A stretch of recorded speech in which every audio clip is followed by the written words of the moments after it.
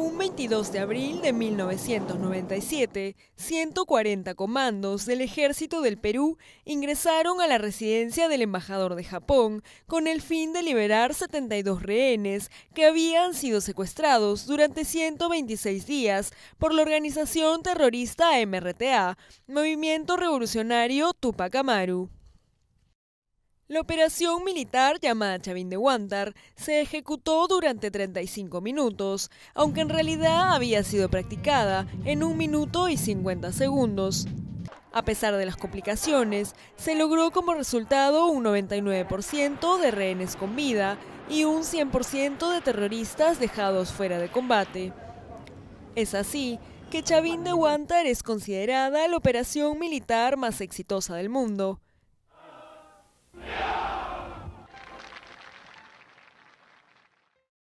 Pero ¿qué tanto conocemos de ella los peruanos? No sé. Es una operación del Servicio de Inteligencia.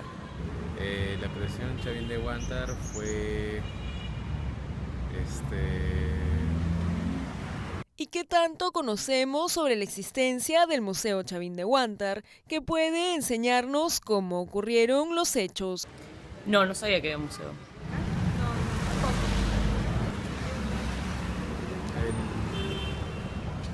Conversamos con el coronel Castillo, quien en el 2004 fue asignado para convertir el espacio donde se realizaron los entrenamientos para la ejecución de la operación Chavín de Huántar en un museo abierto al público. Yo pienso que la operación Chavín de Huántar significa honor, significa cumplimiento del deber, significa trabajo en equipo, significa esfuerzo, significa sacrificio. El resultado de esta operación fue un poco el romper un paradigma de este tipo de operaciones militares, porque las operaciones de rescate de rehenes, si uno se pone a ver las diferentes operaciones realizadas por diferentes fuerzas especiales, la doctrina lo que decía era que normalmente una operación exitosa era si el 30% de rehenes, si el 70% eran rescatados y normalmente hay un 30% de baja de rehenes y un 50% de las fuerzas del orden. El 99% de rehenes fue rescatado con vida, así como el 99% de las fuerzas del orden. Y el 100% de los terroristas fueron, como nosotros decimos el nombre técnico, dejados fuera de combate. Entonces, de los 72 rehenes murió un rehén, que fue un juez, Justi, y murió no en la réplica, él fue sacado con vida de la réplica, pero a razón de una herida de bala, él falleció en el hospital de un ataque al corazón. Y 2 comandos de los 140 que intervinieron fueron muertos en combate. Uno fue el capitán Jiménez, que fue en el segundo piso, que en el transcurso de la operación hubo un terrorista que logró refugiarse en un cuarto. Este terrorista pudo estar durante 20 minutos tratando de retener a la fuerza del orden, y ahí es donde muere el comando Jiménez, teniente Jiménez, ahora capitán. Y el otro que fallece es el comandante y ahora coronel por ascenso póstumo, Valer, y él muere en el cumplimiento de su misión, cuando su misión era rescatar a la más alta autoridad peruana, que era el canciller Tudela. En el terrorismo hay un elemento bien interesante, que los terroristas son gente muy, vamos a decir, fanática, son fundamentalistas. Entonces ellos normalmente ofrecen su vida, pero ellos siempre quieren que mueran con ellos muchos más rehenes. Entonces, estas y otras características hacen que se aplique toda una estrategia para la rescate de rehenes, ¿no? En el caso de Chavín de Huántar, vamos a conocer primero al enemigo. Para poder conocer al enemigo, se tuvo que infiltrar en la casa del embajador de Japón dispositivos electrónicos que permitían hacer una escucha a las 24 horas del día de lo que se conversaba en la embajada. Es decir, se tenía inteligencia en tiempo real de lo que ocurría en la embajada. Hoy un comandante, Fernández, que logra guardar un beeper dentro de... no se lo quitan, y a través de este beeper tenían comunicación inicialmente, ¿no? Y a través de la Biblia encuentran de un dispositivo electrónico. La operación militar fue diseñada para que se realice a las 3 de la tarde, en realidad fue a las 3 y 22 minutos. Pero ¿por qué se decidió esa hora? Porque los terroristas, llegó un momento, faltando más o menos un mes para la toma de la embajada, comenzaron a jugar fulbito. Y jugaban fulbito en la sala y el comedor, hacían 2 arcos. Entonces, porque normalmente una operación militar se hace en las madrugadas, en las noches, para obtener sorpresa, pero en realidad esa era la hora que ellos estaban más atentos. Entonces se decidió que la operación debería ser a las 3 de la tarde porque era el momento que de los 14 terroristas, más o menos entre 8 a 10 terroristas estaban jugando fulbito y solamente habían 2 arriba y 2 abajo haciendo guardia, vamos a decir, su guardia. Y hay unos momentos que jugaban 8, sino 10, y solamente 2 se quedaban haciendo guardia. Entonces una condición para que la operación se realice era esa, que estén jugando fulbito por lo menos 8 terroristas. Se sabía justamente por la escucha cuáles eran las características de cada terrorista, no se sabía que el líder era Serpa Cartolini, cómo se expresaba, se escuchaba las peleas que hubo entre Serpa y el árabe, que el árabe era muy radical y no quería que... Porque en algún momento Serpa quizás cede a las negociaciones, porque el gobierno peruano, la única negociación que aceptaba era que los 14 terroristas salgan de Perú hacia Cuba, porque yo voy a viajar a Estados Unidos y habló con Fidel Castro y Fidel Castro autorizó que los 14 terroristas vayan como asilados políticos a Cuba. Y eso es lo único que aceptaba el gobierno peruano. Pero Serpa Cartolini no quería eso, quería que se liberen a 148 terroristas, que se pague 2 millones de dólares como indemnización, que los lleven a la selva peruana, que era donde ellos antes estaban. Entonces era como renacer el terrorismo. Entonces, ¿qué cosa es lo que se hizo? Se consiguió los planos de la casa del embajador de Japón. Esta casa se inspiró en la película El viento se llevó. Y la hizo un arquitecto y la construyó y después Japón compra la casa para el embajador. Entonces se consigue los planos y se va construyendo en un fuerte militar la réplica, porque la técnica te indica que uno debe entrenarse en las condiciones más similares al combate.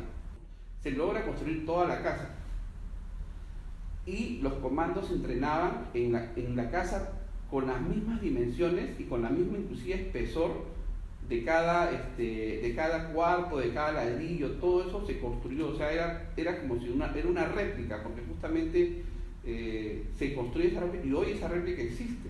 La parte más esperada es uno de los túneles por los que ingresaron los comandos a la casa del embajador de Japón. Se decidió hacer una aproximación bajo tierra. Y por eso es que se construyen 2 túneles, aproximadamente un túnel de 120 metros y otro de 30 metros para poder llegar aproximarnos al objetivo. Hubo un periódico peruano que se da cuenta que hay un carro de la policía que se va trasladando y ve que bota tierra. Y ellos indican, este periódico indica que iba a haber que están haciendo un túnel, pero lo que llega a los terroristas y que finalmente la opinión pública entiende es que está haciendo un túnel que por ahí salgan los rehenes. O sea, el túnel sale del baño y por el baño salen los rehenes. Y que los terroristas se den cuenta, ¿no? Entonces, ¿qué hacen los terroristas al enterarse de información? A todos los rehenes los mandan al segundo piso. Entonces, en el primer piso no había ningún rehén, todos estaban en el segundo piso. Entonces, lo que se decide es que lleguen bajo la cancha de fulbito un túnel y otro túnel bajo el puesto de comando, que era la oficina de la casa del embajador, donde es el puesto de comando de Serpa. A las 3 en punto dan la orden y el que estaba a cargo, que es el general Williams, iba a dar para que da la orden que comience la primera explosión, y justo en esos momentos aparece un helicóptero de la policía que no estaba previsto, que estaba haciendo un vuelo sin autorización. Entonces, en ese momento los terroristas, en lugar de estar jugando fulbito, dejan de jugar fulbito y se acercan hacia la pared, hacia la ventana, para ver al helicóptero. Entonces, en ese momento, el general Williams dice: si no hago la operación ahorita, ya no lo hago. Y de igual manera hace la explosión. En el año 2001, el Poder Judicial abre un proceso judicial a los comandos por estas posibles operaciones extrajudiciales. Inclusive le da orden de detención a los 140 comandos. Esto fue muy doloroso para las Fuerzas Armadas, ¿no? ¿Por qué? Porque estos oficiales durante 126 días estuvieron entrenándose para esta operación. Fue muy doloroso que el Estado peruano, y por un tema básicamente político, porque al final al que querían meter era al que tomó la decisión política, que era el presidente de ese momento, metan a los 140 comandos, inclusive con orden de detención. Y esto fue justamente liderado por algunas organizaciones no gubernamentales de derechos humanos que hicieron una exhumación de los cadáveres de los terroristas y tomaron a personas, supuestas personas que conocían el tema de cómo ver los resultados de los cadáveres, y en base a eso determinaron justamente lo que tú indicas, que el camarada Tito había sufrido una bala de abajo para arriba y por eso había sido matado o bajado, había sido muerto en una ejecución extrajudicial, ¿no? Y de igual manera, cuando sacan todos los cadáveres tenían esas características. Todos los cadáveres tenían esas características. Finalmente hay un rehén de tendencia socialista que en las grabaciones está, que él era muy amigo de Serpa Catolini, este rehén japonés, que él dice que ha visto al terrorista vivo después de la operación. O sea, de los 72 rehenes, él es el único rehén que vio eso. Más 2 policías que no eran comandos, que después se retractan, ¿no? Con esos argumentos es que se inicia este juicio. Pero se les explicó a estos jueces que un terrorista, un soldado no puede pasar en este tipo de operaciones, porque no es una operación normal, es una operación especial. Yo no puedo dejar al terrorista atrás mío. Yo tengo que asegurarme que este terrorista quede fuera de combate. La palabra es fuera de combate, ¿no? Se entendió que lo que había ahí era un combate y que por eso es que cuando hacen las exequias de algunos terroristas tienen más de 150 balas, pero es por eso, ¿no? Porque uno siniestro, por ejemplo, Serpa cayó cayó cuando estaba subiendo al segundo piso. Si bien es cierto, por ahí pasó, todos los comandos que han pasado por ahí han tenido que asegurarse que fuera de combate ese terrorista. Hubo un terrorista que fue el que logró llegar a un ambiente específico que era donde tenía granadas, y ese terrorista fue el que hizo que se demore la operación, la cantidad, ¿no? Inclusive nosotros tenemos de los 140 comandos, 26 comandos heridos. Hay comandos que están sin pierna, que no pueden usar el brazo, comandos que, o sea que si bien no han fallecido, pero están ya con problemas permanentes de salud, ¿no? Después que ocurre la caída del régimen del año 2, que duró más o menos 10 años, todo eso quedó abandonado. Yo tenía la oportunidad de trabajar en la primera de brigadas especiales, el general que comandaba esa brigada, el general Latrista, que estuvo en esa operación, él estaba a cargo del primer piso. Y él me ordena a mí que la réplica la vuelva a museo. Y a partir del 2001, en realidad, 2001-2002, se da la idea del museo, no de forma oficial. Y recién en el 2004, ya el Ejército como institución del Perú crea el Museo Chavín de Huántar, ¿no? Este museo está abierto al público en general. La idea simplemente es ver que no hay necesidad de ir 200 años a la historia para atrás, solamente 15 años, y podemos encontrar héroes de nuestra generación, porque el comando Valer tendrá 5 años más que yo, y el comando Jiménez, yo fui su instructor 4 años menos que yo. O sea, gente de nuestra generación que dio su vida por el Perú. Es un espectáculo de realidad y ficción que origina sensaciones de nostalgia. Aquí entrenaron los soldados que lograron marcar la derrota de la organización terrorista MRTA y que definió el proceso de la pacificación nacional.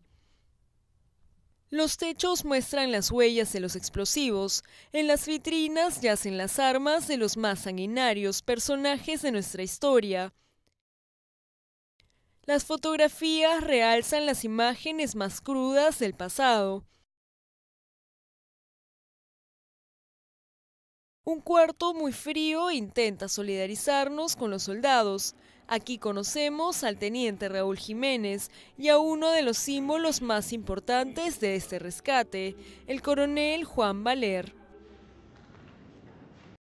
En la realidad Valer era un tipo extraordinario, un tipo así fuera de serie, súper amigo, no te imaginas, nada que era un tipazo. Y yo pienso que la carta lo describe tal y conforme eres, ¿no?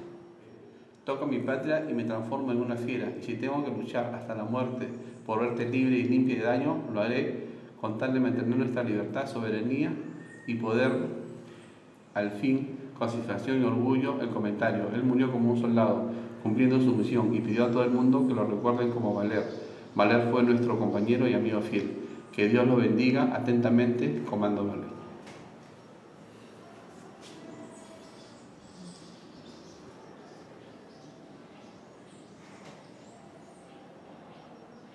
Dice acá, esta dice a su mamá, dice: con sentimientos encontrados entrego la carta de mi hijo, que dejara esta carta, pero antes de entrar a la casa del embajador de Japón. Él fue durante el año 90, 91, 92, seguridad personal de Kenji Fujimori. Y Kenji lo quería como un padre, por eso le tenía bastante aprecio. Acá hay una foto de él con Kenji.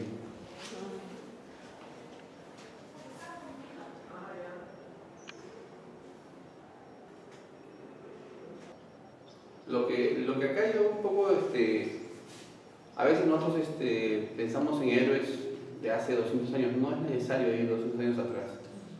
En el año 97, hace pocos años, un hombre de nuestra generación, un peruano de nuestra generación, nos enseñó lo que se debe hacer cuando las condiciones están complicadas o difíciles, ¿no? Él le tocó vivir un momento complicado, enfrentar al terrorismo en forma directa, y murió cumpliendo la misión. Él tenía que proteger al canciller Tudela y murió defendiendo la vida del rehén, que en este caso era el canciller Tudela.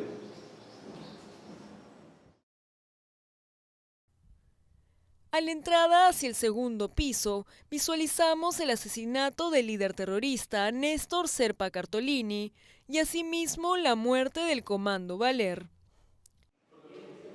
Adelante de él hubo un terrorista que sí logró llegar hasta el segundo piso, que es el que disparó al canciller Tudela, que es el que mató a Valer. Tú ves de acá uno observa que la bala sale. Entonces de acá él disparaba y fue el que mató a Valer finalmente, el que llegó hasta acá.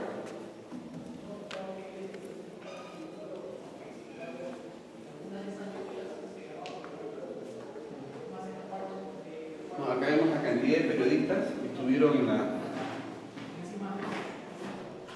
El panorama se va aclarando y la historia se envuelve con uno.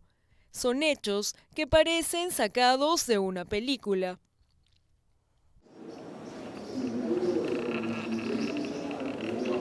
Esto se logra con una carga hueca, ¿no? Ese hueco que está en la pared se logra con una carga hueca. ¿No? Porque la técnica indica que se debe ingresar simultáneamente por todos los espacios a fin de poder dejar inmóvil o después de combate al terrorismo.